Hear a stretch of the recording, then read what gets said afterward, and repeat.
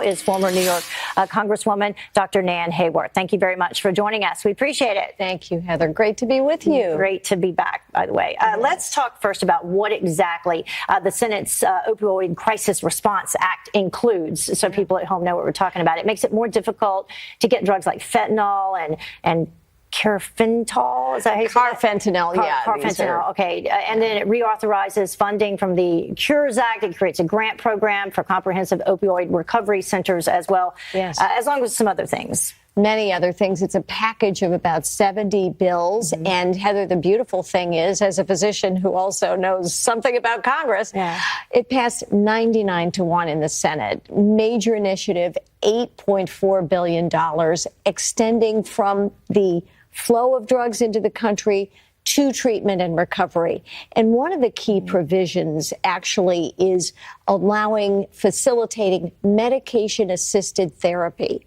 allowing doctors to prescribe more freely buprenorphine, which is, and similar medications, which are meant to help. Right, they're meant to help patients who are opioid addicted wean away from illegal and dangerous narcotics. And that's a huge issue in the therapeutic community. And a lot of folks have said that medication-assisted therapy is the most effective. So this bill provides for that. What about things that the bill does not provide that maybe should have been included? Well, the House and the Senate bills, as you pointed out, have to be reconciled. And one of the differences between the two has to do with funding of inpatient treatment for folks who have substance abuse, because right now Medicaid funding is limited for inpatient treatment. So both bills have provided for increased funding, but a lot of folks say that there probably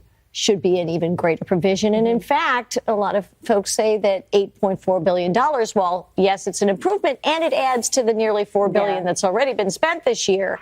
Just more than $4 billion, right? $4.65 billion for fiscal year 2018 spending. And thank you for the correction. Yes. So that's already been spent, but a lot of folks say, you know, we could more money, do up to $20 billion a year and to really be effective. But throwing more money at it, is that necessarily the solution? No. Because, you know, you look at the numbers, 72,000 deaths in 2017 alone as a result of opioids. Huge. And everybody agrees. And it affects, as you know, Heather, every community. It's not a matter of income. It's not a matter of your address, race, or gender.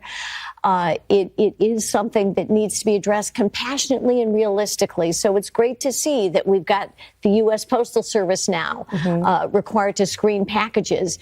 Drugs were being sent from China, fentanyl, synthetic fentanyl, and not being tracked, although commercial carriers would have to do that, coordinating between the FDA and Customs and Border Protection. It does seem like, though, and I think this was maybe Senator Mike Lee's point, or one of his points. Yes, and he voted no, is that a lot of it does need to come on the local level. I mean, it takes that intervention first in order for things to change. I agree with him. And that's, again, a reason why I'm so glad that this bill does have provisions to help providers in the community to do more. All right. Thank you so much for joining us. Great to have you with us. Thank you, Heather. Great to see you.